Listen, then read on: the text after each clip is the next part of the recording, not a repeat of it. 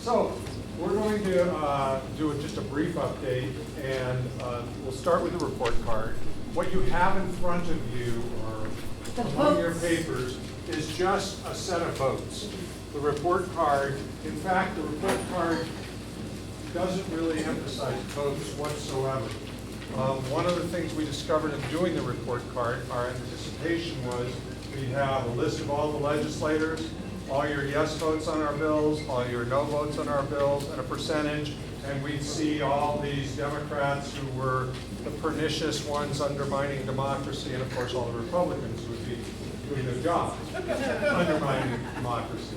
And but it didn't play out that way. It wasn't as cut and dry as that. And we had legislators who we knew were culprits, who had like 81% scores.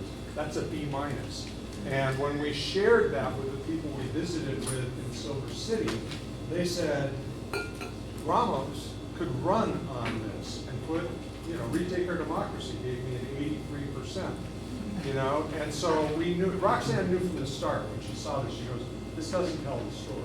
So we're not printing anything like that. What we're doing is we're going in and we're really examining, we're looking at some specific bills and outlining how they died in ways that are not like it got outvoted 41 to 27 or something like that. It's like these subtle things that happen behind the scenes. And so what we like to say is we're sort of pulling the curtain on the Wizard of Oz. And so that has taken a lot more nuance and time than we anticipated.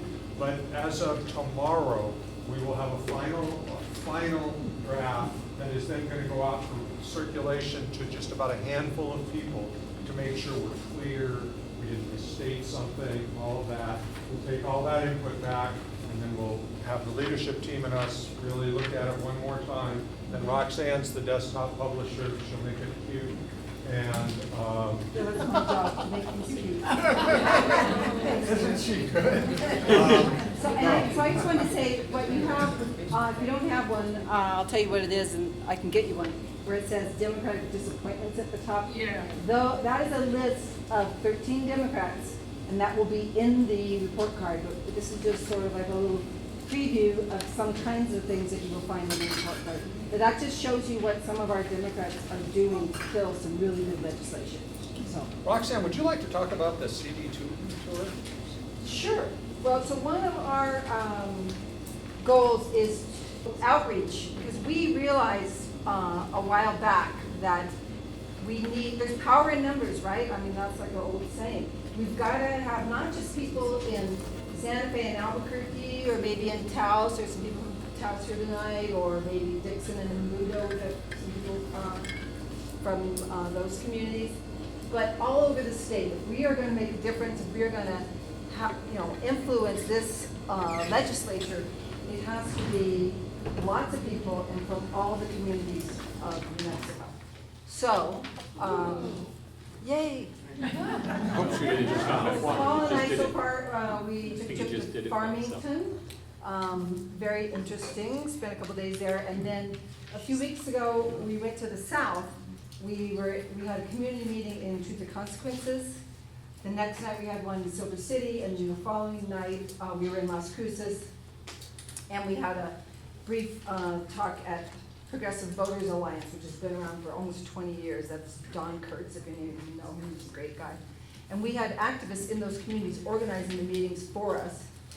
And I just, I want to say to all of you, thank you so much for showing up here, because it's so important, and I know there's so many other things you can be doing, but this is what it's going to take. And so what I want to tell you about those meetings, particularly because they're fresher in my mind, the ones in southern New Mexico, but it was also the case in Farmington, is that there are a lot of people in this state, in those communities that we might think unlikely, who are like us, who want the same things, who believe and really are fighting for economic justice, climate justice, social justice, all of those things. They are fighting in some ways even harder because they're little blue dots surrounded by red. All of their representatives are Republicans in most cases.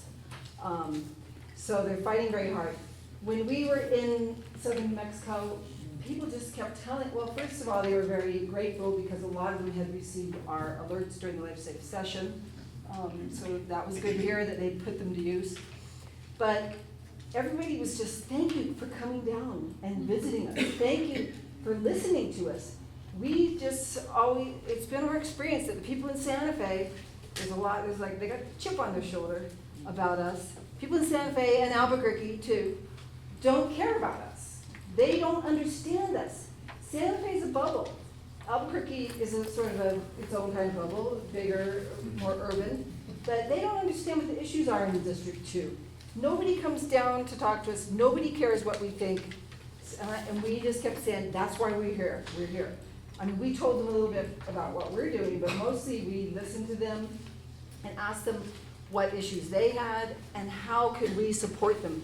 And I told them over and over again, I said, there are a lot of people who, in Santa Fe, it doesn't matter if the issue is impacting people in Santa Fe. It's about statewide. They are willing to fight for your issue of whether it's a mining issue or a border issue, immigration. You know, there are people who have energy and time and in some cases money to help fight these fights, to support you, because we have a lot more numbers up here in Santa Fe and Albuquerque than they do. So those meetings went really well, and the main thing I want you to know is we are gonna stay in contact with those people. We're probably gonna be going down again, maybe in the early fall, to keep that communication going so that we can all work together for the same goals. And sometimes there's gonna be a goal that is near and dear to you or to you, and sometimes it's gonna be to one of them, but that's what we have to do, is we can't stay in our silos or our single issue movements. We have to help each other out, and we have to, sort of spread out and open up and work together to make things happen. One of the things that we picked up when we were down there, she mentioned that we went to the Progressive Voters Alliance meeting, and they have a very different format, and we're gonna try it. They have a meeting once a month. Not tonight. No, we're not gonna try it tonight. We're gonna do it in July. But they have a format where anybody can come, and they only allow 5 minutes. That's what we got for a guest speaker. The person speaks for 5 minutes. They have like 2 or 3 minutes of questions, and then anybody in the room can take 2 minutes to say anything they want. And you go around the room. And what winds up happening is organizations come and they send their representative, or a congressperson shows up, or a state senator, or whoever. But the people who are speaking, for the most part, are speaking about what their organization is doing. And they take 2 minutes. There's no comments, no questions. You go around, you get to the last person. Anybody else have 2 minutes if they want? We're done. They don't do anything. They don't try and organize anything. But these people have been meeting and doing this for 16 years.